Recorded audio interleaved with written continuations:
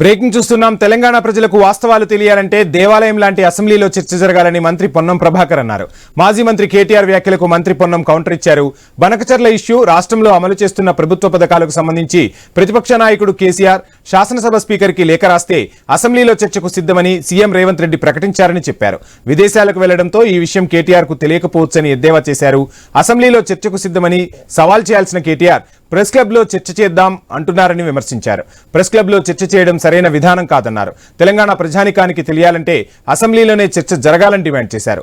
చర్చకు తాము సిద్ధమని స్పష్టం చేశారు. కేటీఆర్ కు సవాల్ విసురుతున్నా చర్చ బషీర్బాగ్ లో కాదు, శాసనసభలో చేద్దామన్నారు. ప్రత్యేక అసెంబ్లీ సమావేశం ఏర్పాటు చేయండి, కేసీఆర్ తో లేఖ రాయించండి సవాల్ విసిరారు. తాము చర్చకు భయపడేవాళ్లం కాదని, అసెంబ్లీకి రాకుండా బయట సవాళ్లు చేయడం ఏంటని ఫైర్ అయ్యారు. స్థానిక సంస్థల ఎన్నికల్లో గెలిచి చూపిస్తామని కేటీఆర్ వ్యాఖ్యలకు మంత్రి పొన్నం కౌంటర్ ఇచ్చారు.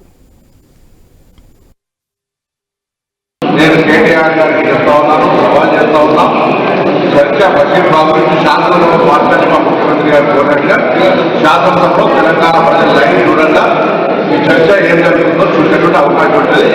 ఆ చర్చకు ప్రభుత్వానికి, గౌరవ స్పీకర్ గారికి ప్రతిపక్ష నేతగా కేసీఆర్ గారు లేఖ రాయటమని నేను కేటీఆర్ గెలిచి చూపించిన తర్వాత నేను మాట్లాడతాను. ఆయన స్టేట్మెంట్కి అంత భయపడిన తర్వాత బేసిక్ అనేటువంటిది ఆనాడు బేసిజాలు లేవు, బేసిక్లు లేవన్న మాట కూడా మాట్లాడతాం. బేసిజాలు బేసిక్లు లేవన్నట్టు బేసిక్ ఏమాత్రం